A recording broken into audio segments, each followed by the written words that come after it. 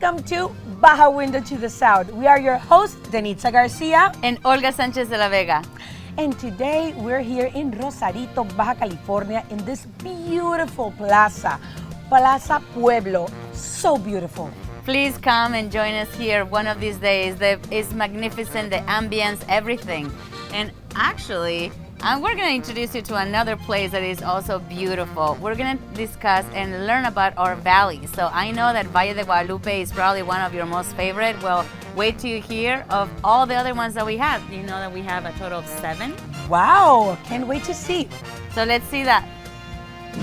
Baja California, located in the northwest region of Mexico, is considered one of the best wine-growing regions in Mexico. The region's 7 valleys offer ideal conditions for growing high-quality grapes and producing premium wines. Here's a closer look at each valley and why they are so well suited for grape cultivation. Valle de Guadalupe, the largest and most well-known valley. Valle de Guadalupe is characterized by a Mediterranean climate with warm days and cool nights. The valley's rocky soil combined with the ocean breezes make it an excellent place for growing red and white varietals like Cabernet Sauvignon, Merlot, and Chardonnay. Valle de Ojos Negros. This valley is located southeast of Ensenada and it's known for its red wines, particularly Cabernet Sauvignon and Merlot. The valley's soil is rich in minerals, which adds unique flavors and complexity to the wines. Valle de San Vicente. This valley is located south of Ensenada and it's known for its dry farmed wines. The valley's hot and dry climate combined with its rocky soils produce grapes with intense flavor and aroma. Valle de Santo Tomás. This valley is located east of Ensenada and it's known for its Chenin Blanc and Sauvignon Blanc varietals. The valley's cooler climate combined with its well-drained soils allows the grapes to ripen slowly and develop complex flavors. Valle de San Antonio. This valley is located northeast of Ensenada and produces a range of wines including Chardonnay, Sauvignon, Blanc, and Merlot. The valley's sandy oils and warm days combined with cool nights make it an excellent place for grape cultivation. Valle de la Grulla. Located south of Ensenada, this valley is known for its Zinfandel and Nebbiolo grapes. The valley's rocky terrain, combined with its dry and hot climate, produces grapes with intense flavors and tannins. Valle de Calafia. This valley is located near Tecate and produces mostly red wines. The valley's rocky terrain and high elevation, combined with its cold nights and warm days, make it an excellent place for growing grapes like Cabernet Sauvignon, Merlot, and Tempranillo. Baja California's wine-growing region is an ideal location for grape cultivation due to its Mediterranean climate, rocky soils, and ocean breezes. These factors, combined with the expertise of local winemakers, have made Baja California a world-renowned wine destination. And now you know another one of our top secrets. There's of those 7 valleys that we have here in Baja California. I know, Olga, that's so interesting. My God, I mean, I love to know that because I love Valle de Guadalupe, but there's also 6 more, so you can also go and visit them, right? Yes, and you might find us there. Most definitely. And this tastes so good. It's a coffee from La Villa con sabor a café here in this plaza in Rosarito. Oh my God. Anyway, we're going to Montevalle. Montevalle Health and Wellness Resort. There's news, okay? There's a quiet room. They already opened that when you can meditate and do yoga. And I had the opportunity to be there. It's so beautiful. Let's go and check that out. Montevalle Health and Wellness Resort. It's located in Valle de Guadalupe, Ensenada, just 1 hour and a half from the Tijuana-San Diego border. Montevalle provides an exclusive and calm space for people seeking to detox, boost, and restart their health through the most comprehensive therapeutic protocols. Today, we will be acquainted with the Quiet Room, just recently opened in Montevalle. Today, we're here at Montevalle Health and Wellness Resort, and beside all the amenities that they have to offer, the Quiet Room, it's open. Finally open, when you can enjoy a yoga class, when you can meditate. So I'm here with Hortensia. Hola. And she's a yoga teacher and, well, she's going to tell us all about it. ¿Cómo te sientes primeramente, no, de poder estar dando una clase de yoga en este lugar tan bonito? Híjola, bien contenta. Efectivamente el lugar está precioso, maravilloso, una energía mágica. Y eso yo creo que nos envuelve a todos para poder llevar una clase rica, a gusto, en paz y fluir en el espacio. Sí, definitivamente, porque fíjate, a mí me encanta. Esto yo creo que es un concepto único, ¿no? Totalmente. Algo innovador, o sea, completo, que precisamente es para la salud, para hacer un detox, para que ahora sí que tu sistema inmune, ¿me entiendes? Un boost para tu sistema inmune. Entonces, ¿qué beneficios te trae la yoga y la meditación? Agregado a que, y hablando de que la salud es integral, al final de cuentas. Totalmente. Bueno, es que más allá que las asanas y el contorsionismo que se pueda dar dentro de la yoga, porque hay muchos diferentes tipos de yogas, es la salud, el bienestar. Es como la unión del cuerpo y el espíritu y el alma donde fluyen. Y sí se mueven muchas emociones porque parte de la sanación de esta terapia, porque es una terapia sanadora, como todas las demás diferentes terapias que se realizan aquí, es en movimiento y fluyendo. Y sí vamos oxigenando nuestra columna, desatorando esos bloqueos que tenemos emocionalmente, en todo nuestro cuerpo, abriendo nuestro corazón y conectando con el espíritu. Y es un ejercicio, parece como muy inofensiva la yoga, pero es un ejercicio, es completo. Sí. Es un ejercicio, es una terapia completa. Sí. Y creo que inclusive cada posición de yoga, o sea, tiene una razón de ser y es para, ¿no? Para algo, o sea, un trabajo a lo mejor. Sí, liberador. Exacto, ¿no? Para liberar miedos, para liberar el corazón cerrado, abrirlo. Y efectivamente, cada asana te lleva a sanar de una manera fluida que ni cuenta te das, pero dices cada vez que la haces, dices, ay, qué rico, qué a gusto me siento, la quiero volver a hacer. Claro. Y cada vez vas sanando sin que te des cuenta, eso es lo maravilloso. Sí, no, totalmente. Y aparte que creo que aquí hay algo también súper importante, digo que yo me siento otra, llegué así, ¿no? Así como un poco alterada, un tanto, de la ciudad. Y aquí como que después de la clase me siento muy relajada y creo que también tiene que ver con la respiración, ¿no? Totalmente. En la respiración justamente es estar conectada siempre. Nuestra mente es generadora de pensamientos, entonces siempre estás aquí, pero no, está la cara, pero la mente está quién sabe en dónde. Sí. Y el estar consciente en la respiración te hace estar aquí y ahora. Disfrutar el momento, conectar con tu cuerpo y con tu espíritu y poder que se mueva esa energía, que esa energía atorada fluya y se mueva como en espiral y salgas, claro. Poderla liberar. Sí, porque de esa manera entonces podemos evitar enfermarnos, ¿no? Incluso estar más sanos, porque pues esos bloqueos luego son los que a veces se manifiestan en enfermedad, ¿no? O en otras cosas. Sí, totalmente. No, qué belleza, de verdad lo que haces, Hortensia, muchísimas gracias. Muchas gracias. Y pues me encantaría que ahora sí, yo no sé si quieras agregar algo más, ¿verdad? Acerca de la yoga, del lugar. Pues el lugar, los esperamos, bienvenidos todos. La clase es una clase para todos y vamos acoplándonos a las necesidades de cada huésped.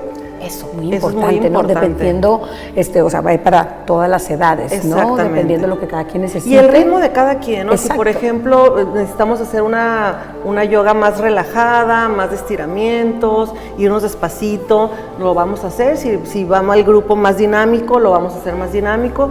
Y que se sientan a gusto sin lastimar el cuerpo. Obviamente eso es lo principal, que fluya la energía y sobre todo que estén a gusto y contentos, observando siempre como el cuerpo que te permite en este momento. Claro.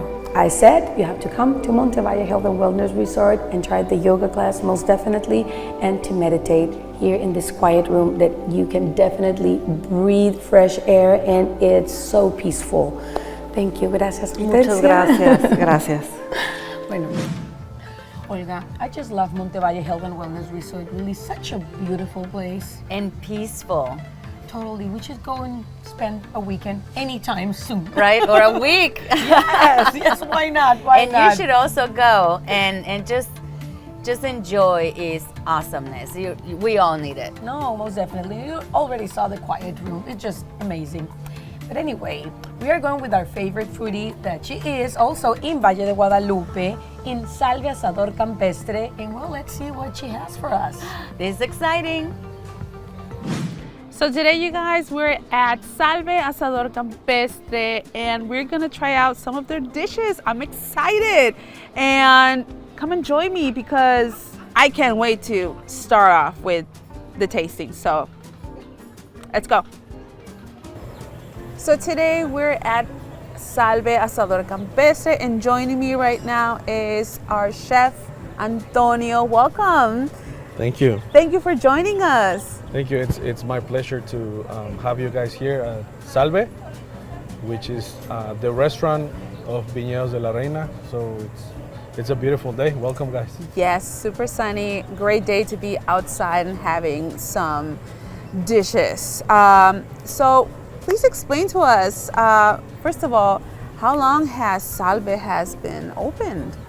Well, we have today. It's one of what the people like the most. Okay. Yeah, we have a ceviche here, which is curvina and chocolate clam. Ooh, We good. do a leche de tigre, which is this fishy sauce that we get of the flesh of the fish. We put some habaneros, some bell peppers, and we make the sauce that it's gonna pair really, really well with our Duquesa Cuvée Blanc, which is a mix of Sauvignon Blanc, Chardonnay, and Viognier. Wow, delicious. That white wine is one of the favorites here in El Valle. So. Oh God, I'm excited now. And then we have the chuletón de cerdo, which is a pork ribeye. We do a peanut mole that we do here on the grill. We smoke the mole. We grill as well the pork chop, and then we just put some cilantro on top. The mixture with the mole and the cilantro, it's really interesting. Oh, okay. And for that, we're gonna pair it with our Malbec, which is a more stronger wine, more full, as we can say. It's this one. Yes. And then to finish our meal today, we have a panna cotta. Love it. It's a very herbal dessert. We do the panna cotta with lavender. We dust some of the merengue with rosemary, and we put some fennel on the guava, Oh, okay. which are all of the plants that we have in the surroundings of the restaurant.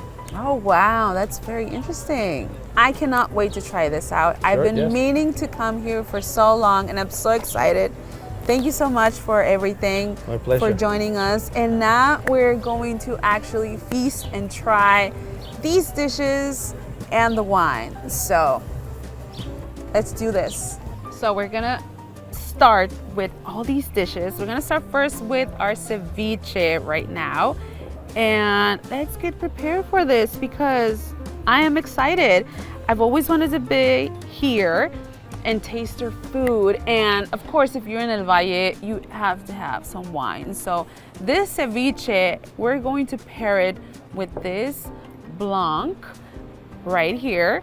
And so we're gonna taste first our ceviche with clam. Look at it, looks so delicious. So we're gonna go ahead and try it out. A little tasting. Oh guys, look at the clam, the ceviche here with the sauce, the peanut sauce that the chef just mentioned it has. So we're gonna try out this ceviche with clam, which has also habanero, a little bit of habanero. So we're gonna taste it right now. So provecho. Ooh, I'm excited.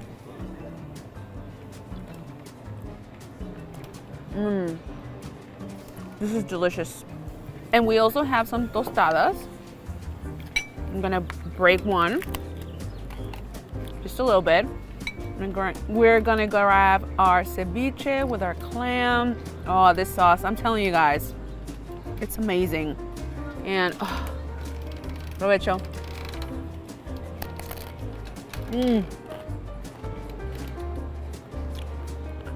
It's creamy, citric, it's amazing. So now we're gonna try out their pork ribeye. You guys, this actually it looks so good. And the sauce is peanut based. So I'm pretty excited to try this out. For this, we're actually gonna pair it with this red wine. This is a Malbec, and this is how we eat our ribeye, our pork ribeye. So we're just gonna have a little sip. Oh, it smells so good. Oh, delicious. So we're grabbing our fork and we are trying this and mixing it up with the peanut sauce. Ooh, look it. So, provecho.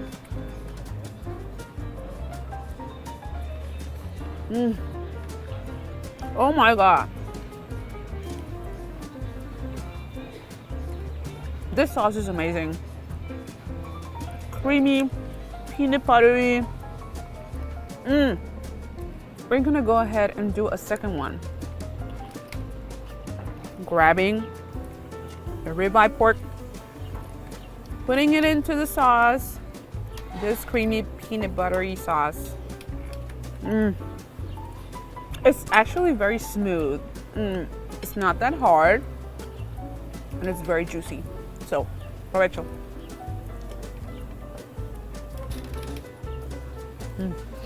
So now we're at our my favorite section of this. I love desserts, you guys. So this is a panna cotta of lavanda, and look at how cute this is. I don't even want to taste it, but you know I have to because I love desserts. So we're gonna taste it right now. And also I wanted to mention that we are going to pair this with a little wine, and this is a Sauvignon Blanc. I've tasted this before and it's so delicious, you guys. Perfect pairing. So I'm gonna taste this first because I missed it and I'm excited. So cheers.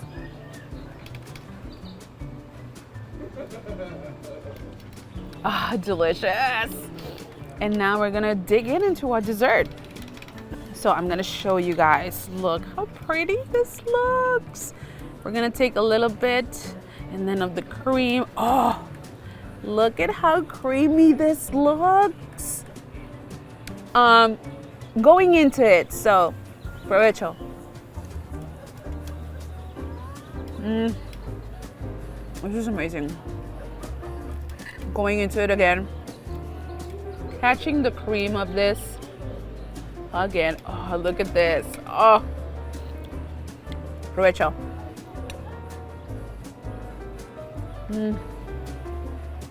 Delicious. So we're gonna finish up with this mezcalita, and it has orange juice with some mezcal. Y'all know I love mezcal, and I can already know this is gonna be good. It's good. So if you guys want to know more about this place, you can go ahead and find them on Instagram, Facebook at Salve Asador Campestre. And if you want to know more about me and my journey about foodies, you can go ahead and find me as Foodiefromtj at TikTok, Instagram, and Facebook. So thank you so much for joining me. Everything was amazing. And where are we going to go next? Who knows? So stay tuned and I'll see you next time. Cheers, you guys. Bye. And Denisse, you always make me get hungry again, even if I just ate. What a wonderful place. Thank you. And now we're gonna go with Denisse, and she's gonna tell us about the art walk here in Rosarito.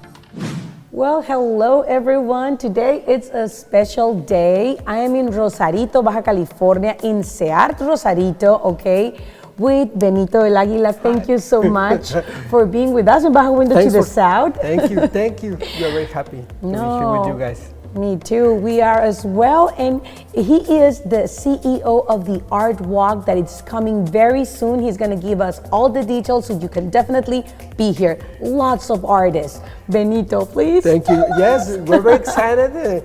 May 27 and 28, Memorial Day weekend, Saturday and Sunday. We will be here with more than 60 artists. We will be having the Artwalk Rosarito. So it's like a fiesta, big fiesta of the arts, where everybody can speak with the artists, meet them, talk to them, know why they're painting such beautiful artworks. And also, of course, we will have chefs, local breweries, wine from the Guadalupe Valley, so it will be a really big party. Oh my God, like we love here in Mexico, and you as well when you come to Rosarito, all together here in the Artwalk. Okay, and you were telling me, of course, there's going to be something inside, an exhibition, then something else. Tell us the details. At this moment, we are recording this at the Centro Estatal de las Artes, CEART Rosarito. So our event will take place in two different areas of CEART. In the main plaza, there will be around 80 tents with all the exhibitors, including the artists and the food and the wine. And inside here, right now we're in the Galería Internacional, the main gallery of CEART.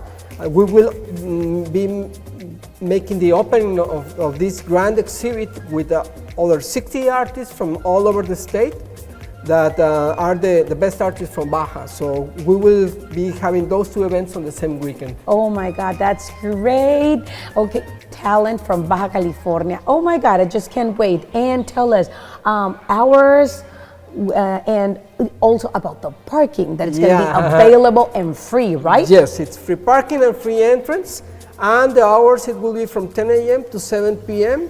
free entrance. So we will be waiting here for you guys. Oh my, yeah, I will be here most definitely. Thank you, Benito. And please tell us can you mention a few artists that are going to be present here at the Artwalk? Actually, many of our most important artists have been in your show. We're very happy. There you go. Jason Horman, Marlene Castor.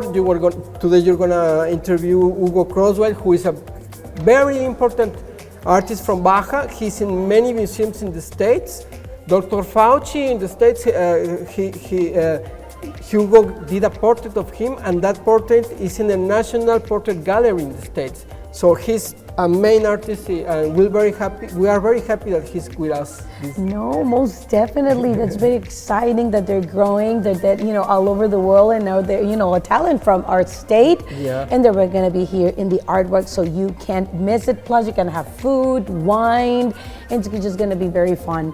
And if our friends are art collectors, they will find local prices different than what you will find in the States in galleries. Many of the artists that will be here, they are also represented on galleries in the States, but over here you will have Mexican price. Oh my God, there you go. Better prices for all of you here in the Artwalk of Rosarito this 27 and 28. That's a Saturday and a Sunday Memorial Weekend. So you will be free to come. Most definitely in Rosarito.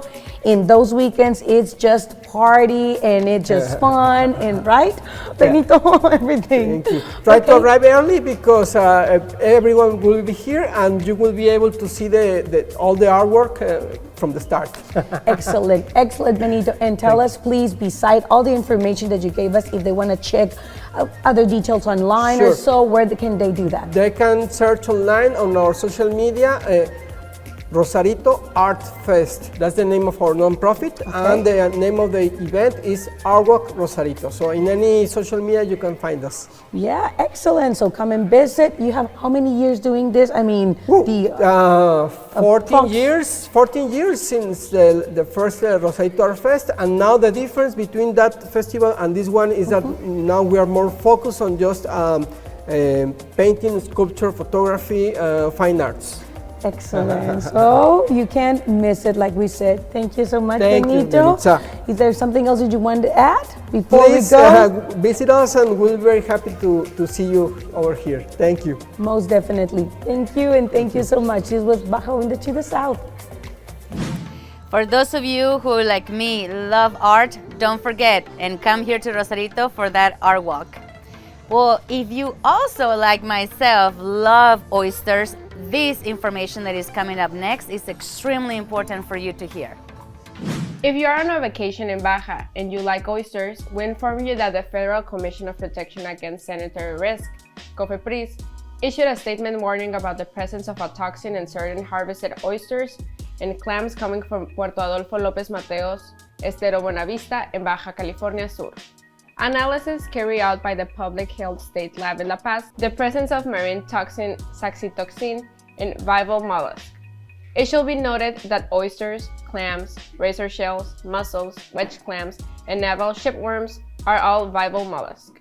As such, a precautionary suspension of the extraction, trade, and consumption of viable mollusks has been established in the affected area, which began last May 4 and will continue until further notice. The measure was taken in order to prevent any risk against public health and guarantee the safety of consumers. COFEPRIS has warned the population not to eat oysters from the affected area and to keep an eye on recommendations by health authorities to avoid any risk of intoxication. As part of our responsibility of not only showing you the best places to eat, is also to recommend what to do and what not to do. So I'm glad you were able to listen to that.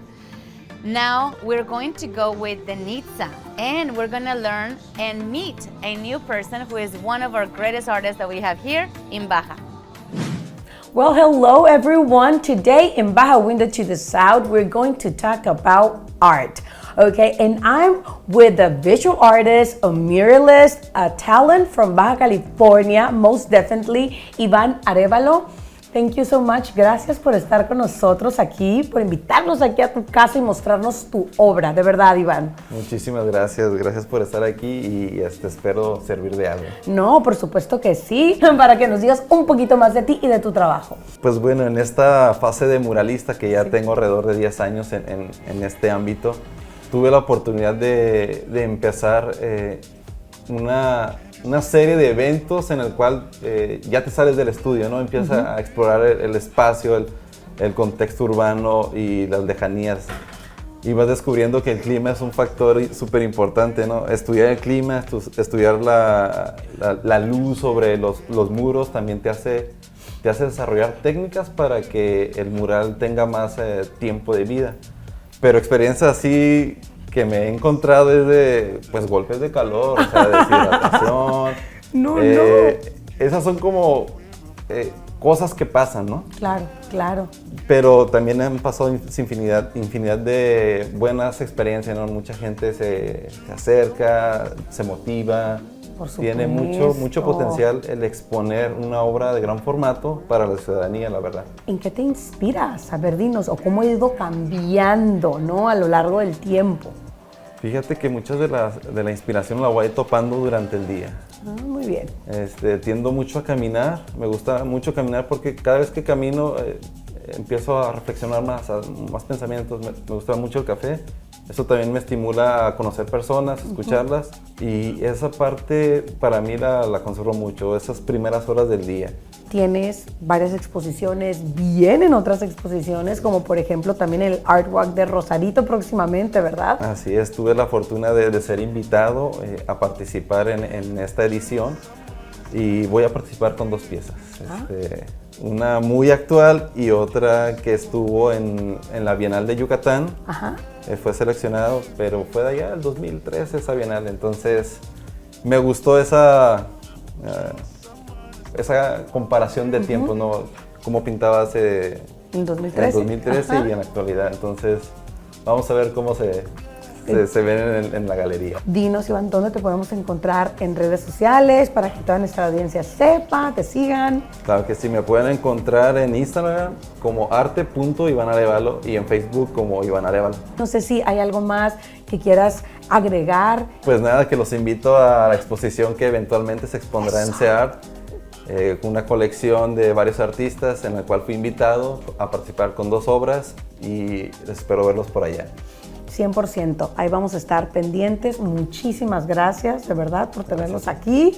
Y pues vamos a seguir, que sigan las ideas y que sigan la inspiración y larga carrera de éxito, ¿eh? 100%.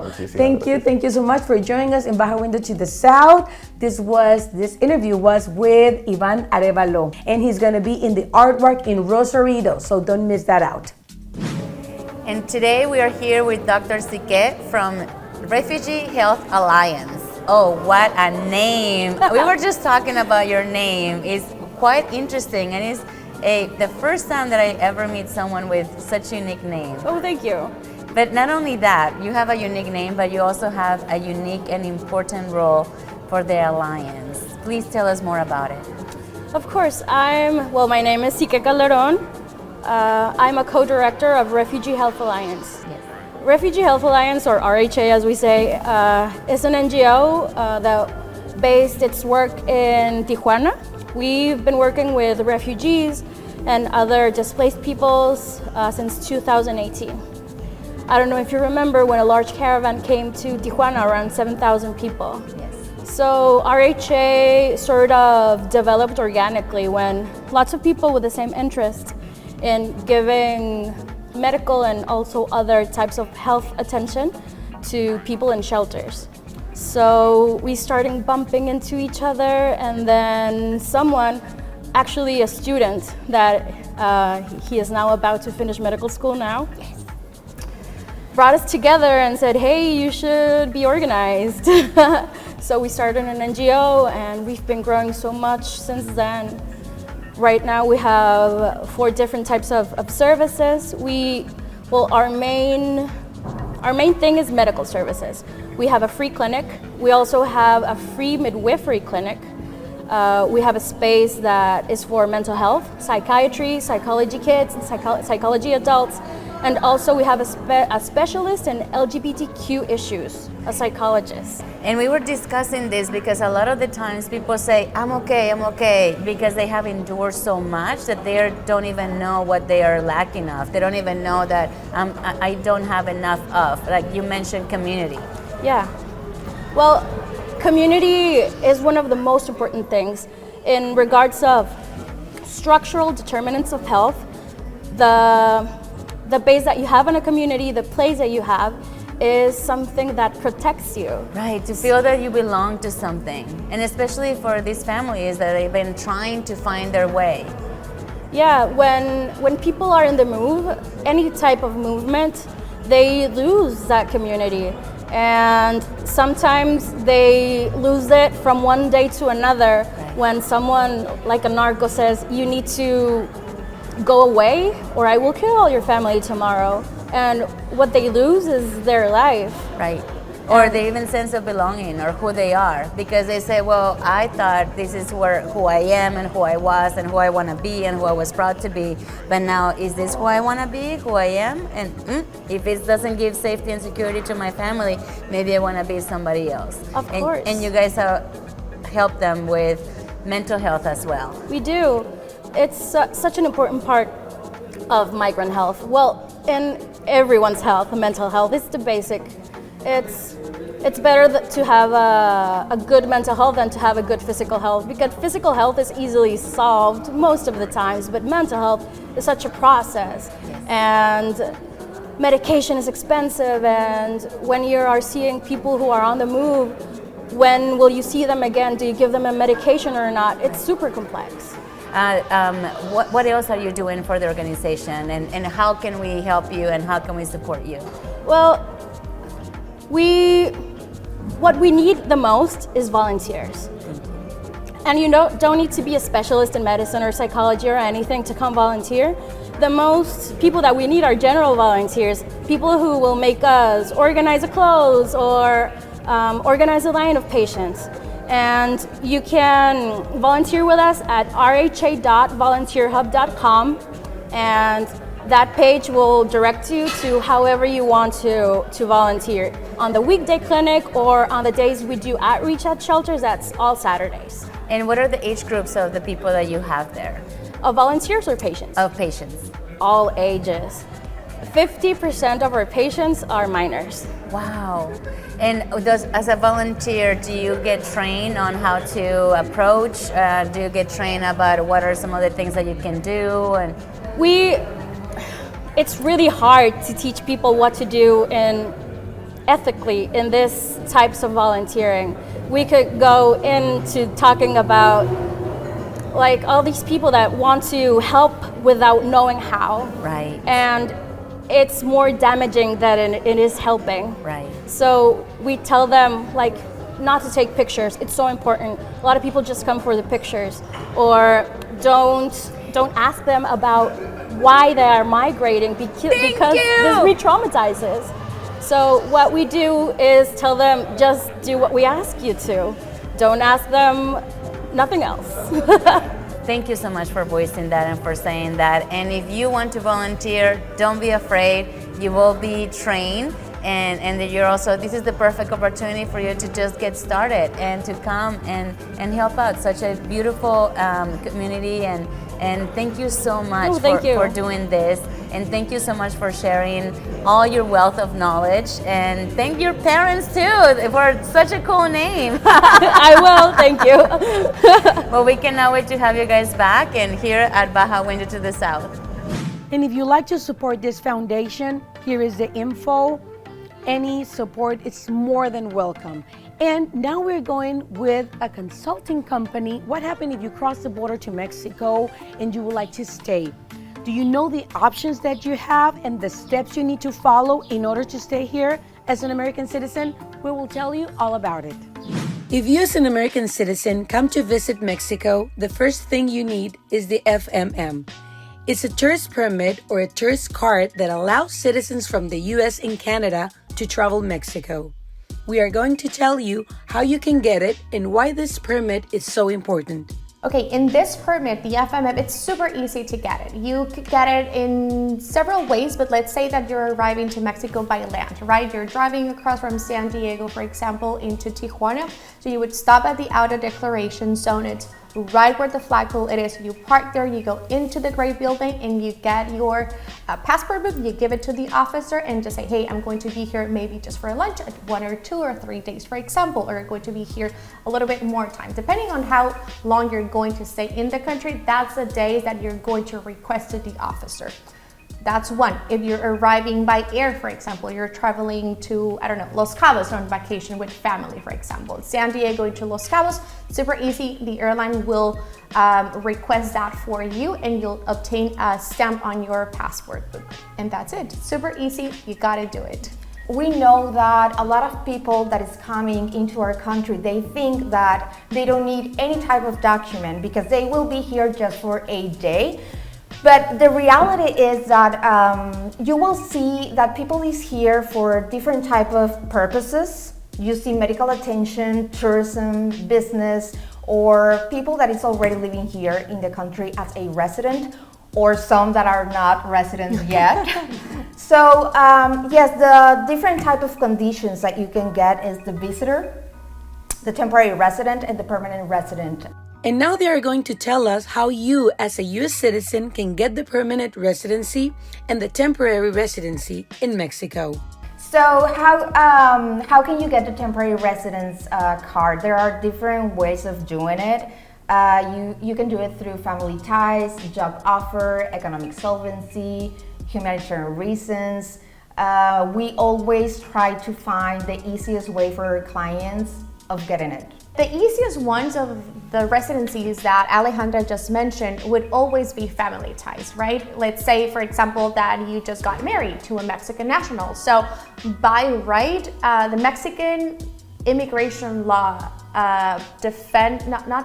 they protect family unity among everything on the table. So what will happen? So you get married to a Mexican national, so by right, you are able to get temporary residency just because your spouse is Mexican. So that will be the easiest one, right? Then you have humanitarian reasons. Let's say, for example, that you are pregnant right now and you cannot fly due to medical conditions. So in that time, you will be granted a humanitarian reason visa, temporary visa, that will allow you to stay while you give birth, for example. Then there was the third one, which we said the economic reasons.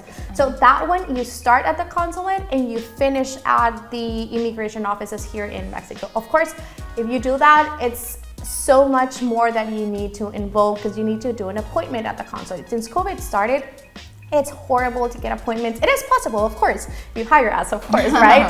But at the end of the day, it's still hard. It's still hard. It's something that's a pain that you might not want to do.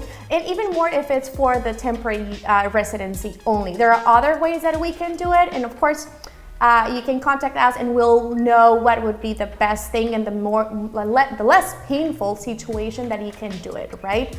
This consulting company can help you and guide you through all these processes in a safe way. So thank you for this helpful information.